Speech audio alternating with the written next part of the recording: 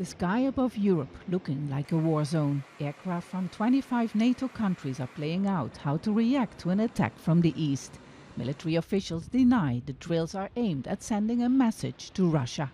This exercise is not a signal directed to anyone. It's a signal to ourselves, to NATO itself, because it's mostly NATO nations participating under German command, a signal that we can defend this country and this alliance. The exercise has been planned since 2018 after Russia annexed Crimea, but officials say the invasion of Ukraine has made it even more urgent. Since the creation of NATO after World War II, no exercise has seen so many foreign planes and personnel deployed in Germany.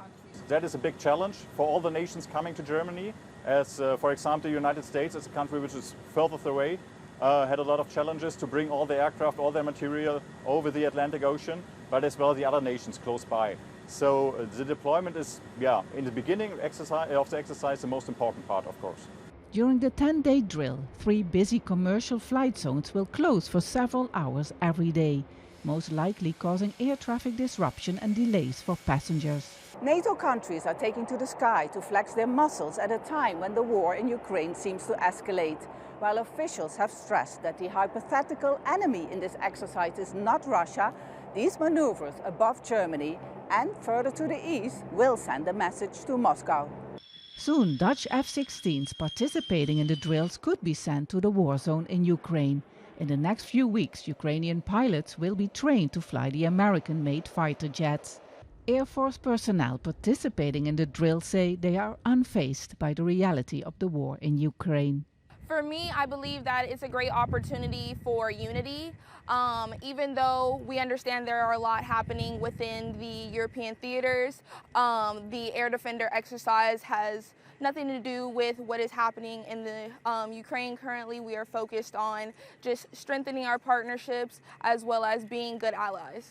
At the end of the drills, NATO countries hope to know that in the case of an attack on one of their members, they can count on enough air support from the others. Vaessen, Al Jazeera, Wunstorf, Germany. NATO members have poured billions of dollars of aid into Ukraine since the war began, helping the country hold out against larger armed forces from Russia. Let's look at the numbers. The U.S. is by far the largest contributor, sending weapons, ammunition, and military equipment worth $46 billion by the end of February this year. The U.K. is the second biggest donor. Its assistance amounts to $7 billion and includes fighter jet training for Ukrainian pilots. Germany's support involves armored personnel carriers, drones, and Leopard 2 battle tanks, a package totaling $3.8 billion to date. While Poland has sent equipment and ammunition worth $2.6 billion, and it also plays a vital role in logistical efforts to deliver international military aid to Ukraine.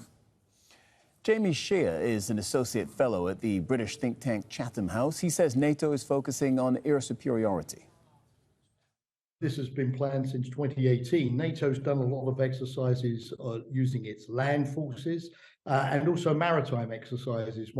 A large one took place in the Baltic just last week. But the air picture has been, if you like, the missing piece of the puzzle here. Many of the pilots who will be exercising in this Air Defender Europe exercise will be coming together for the very first time. There are all kinds of different aircraft. NATO has to make sure that the command and control system, the interoperability of the aircraft work well.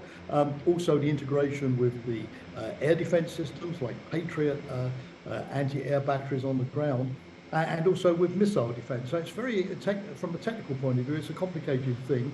Air superiority is absolutely crucial for the success of ground operations. And so NATO has to make sure that it has air cover for all of the troops that it would be putting into Europe in the event of a conflict with Russia.